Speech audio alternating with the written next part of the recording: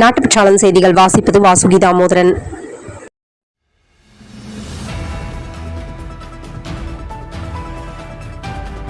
இன்றைய சிந்தனை: உண்மைகளுக்கு கனம் அதிகம், அது காற்றில் பரவாது. ஆனால் பொய்களுக்கு கனம் குறைவு, அது காற்றில் பரவிவிடும்.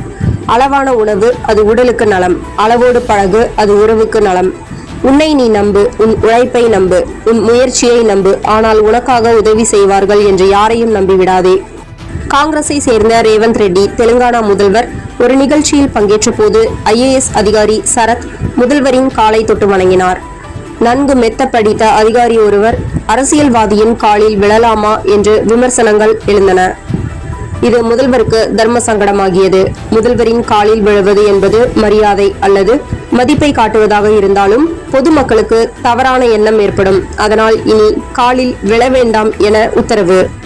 திண்டுக்கல் குள்ளனம்பட்டியில் பாரதிய ஜனதா கட்சி திண்டுக்கல் மாவட்ட கிழக்கு மாவட்ட அலுவலகம் கேசவ விநாயகம் மாநில அமைப்பு பொதுச் செயலாளர் அவர்களால் திறந்து வைத்தும், அது சமயம் மாவட்ட தலைவர் முத்துராமலிங்கம், செயலாளர் கார்த்திகேயன் சாமி மற்றும் கட்சியின் முக்கிய பிரமுகர்கள் கலந்து கொண்டார்கள். 3 கண்டங்கள் 27 நாடுகளில் பரவிய XEC வைரஸ் முதலாக ஜெர்மனியில் கண்டறியப்பட்டு அது பல நாடுகளுக்கும் பரவியுள்ளது. அதனால் மீண்டும் கொரோனா அலை உருவாகலாம் என மருத்துவ நிபுணர்கள் அறிவித்துள்ளார்கள். தற்போது துபாயில் இருந்து கேரளா சென்ற ஒருவருக்கு குரங்கம்மை தொற்று இருந்ததை கண்டுபிடித்த மருத்துவர்கள் தீவிர சிகிச்சைகளில் இறங்கியுள்ளார்கள். இது அங்கு பரபரப்பை ஏற்படுத்தியுள்ளது. விருவீடு காவல் நிலையத்தில் கடந்த 2024ஆம் ஆண்டு 15 வயது சிறுமியை மிரட்டி அழைத்துச் சென்று பாலியல் வன்கொடுமை செய்த வழக்கில் வளையப்பட்டியை சேர்ந்த நிதிஷ் கைது செய்து இவ்வழக்கு திண்டுக்கல் விரைவு மகிழா நீதிமன்றத்தில் நடைபெற்று வந்த நிலையில் குற்றவாளிக்கு 25 ஆண்டுகள் சிறை தண்டனை மற்றும் ரூபாய் 45,000 அபராதமும் விதித்து தீர்ப்பு வழங்கப்பட்டது.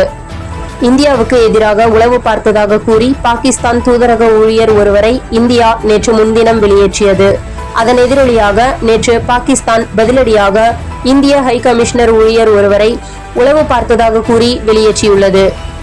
உலகின் முதன்முறையாக பறக்கும் கார் விற்பனை அடுத்த சில மாதங்களில் தொடங்க உள்ளது. ஐரோப்பிய நாடான ஸ்லோவாக்கியாவை சேர்ந்த கேலைன் வீசன் நிறுவனம் ஏர்கார் என்ற பெயரில் இதை தயாரித்து வருகிறது. இதில் 4 சக்கரம் 2 இறக்கைகள் உள்ளன. 2 பேர் அமரலாம். 2 நிமிடத்தில் சாலையிலிருந்து பறக்க தயாராகிவிடும். இதன் விலை 6,86,00,000 ரூபாய். இந்த கார் தரையில் மணிக்கு 200 கிலோமீட்டர் வேகத்திலும் ஆகாயத்தில் மணிக்கு 250 கிலோமீட்டர் வேகத்திலும் செல்லும். 18,000 அடி உயரம் வரை பறக்கும். இந்த கார் பெட்ரோலில் இயங்கும்.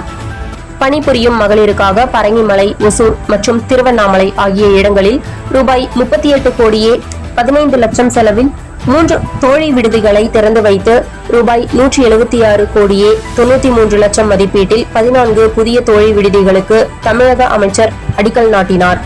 31/5/2025 சனியன்று சமூக ஆர்வலர்கள் நடத்தும் போதை ஒழிப்பு, புகையிலை ஒழிப்பு பிரச்சாரம் மற்றும் பேரணி பழனி DSP அவர்களால் துவக்கி வைக்கப்பட்டு ஸ்கேட்டிங் மாணவர்கள் மற்றும் சமூக ஆர்வலர்கள் கலந்து கொண்டு மிக சிறப்பாக நடத்துகிறார்கள்.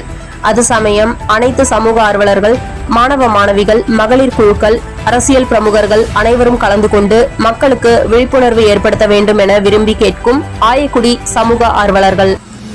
மாதம் தவறாமல் வெளிவரும் நாட்டுப்பற்றாளன் பத்திரிகையின் செய்தியாளராக பணிபுரிய விருப்பம் உள்ளவர்கள் கீழே உள்ள நிர்வாக அலைபேசி எண்களில் தொடர்பு கொள்ளலாம். 7947789115 மற்றொரு எண் 9944341033. நாட்டுப்பற்றாளன் யூடியூப் சேனலில் விளம்பரம் செய்து பயன்பெறுங்கள். நமது நாட்டுப்பற்றாளன் செய்திகளை அறிந்து கொள்ள யூடியூப் சேனலை சப்ஸ்கிரைப் செய்யுங்கள்.